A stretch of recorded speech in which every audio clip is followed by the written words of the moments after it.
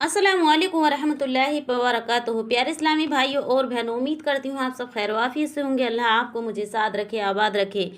प्यारे इस्लामी भाइयों और बहनों, आज हम जानेंगे शोहर अगर नाराज़ हो तो क्या बीबी की इबादत कबूल होती है। अगर शोहर नाराज़ हो तो बीबी की इबादत अल्लाह तबारक तआला की बारगाह में कबूल होती है या नहीं।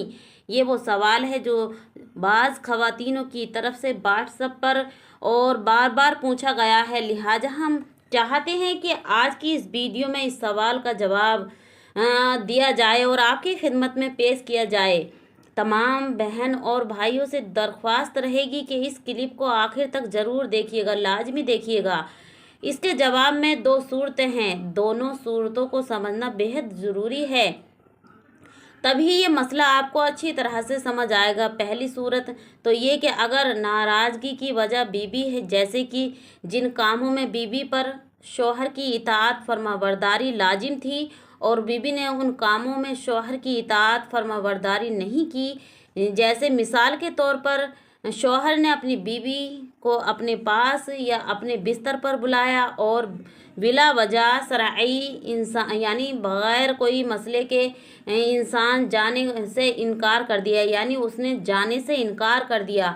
हदीस पाक में आता है कि जो शौहर अपनी बीवी को अपने बिस्तर पर बुलाए और बग़ैर किसी शरई मजबूरी के बीवी जाने से इनकार कर दे, शौहर के पास ना जाए, तो सुबह होने तक अल्लाह तबारक तआला के मुक़द्दस फरिश्ते उस औरत पर लानत भेजते रहते हैं। इसी तरह हज़रत जाबिर रदी अल्लाह ताला अन्हु की रिवायत में है कि हुज़ूर अकरम सल्लल्लाहु ताला अलैहि वसल्लम ने इरशाद फरमाया कि 3 लोग ऐसे हैं जिनकी नमाज अल्लाह तबारक तआला के यहाँ कबूल नहीं होती और अल्लाह तबारक तआला उनकी नमाज़ों को कबूल नहीं करता, बल्कि ज़मीन और आसमान के दरमियान लटका देता है।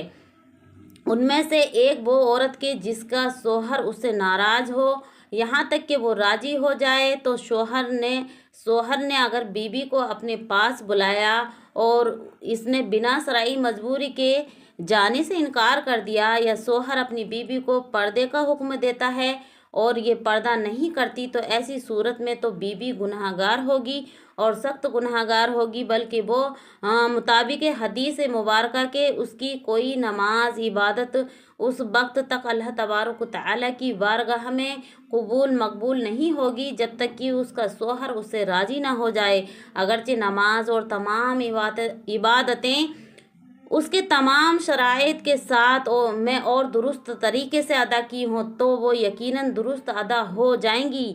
यानी उनकी फजीलत ये है यानी कि जब तक उसका शौहर राज़ी नहीं होगा वो जो है नमाज कबूल नहीं होगी। लिहाजा ऐसी सूरत में बीबी पर लाजिम है कि वो जल्द जल्द अपने शौहर को राज़ी करे और आइंदा हर जायज़ मामलों में अपने शौहर की इताअत फरमाबरदारी करे। पहली सूरत तो ये है।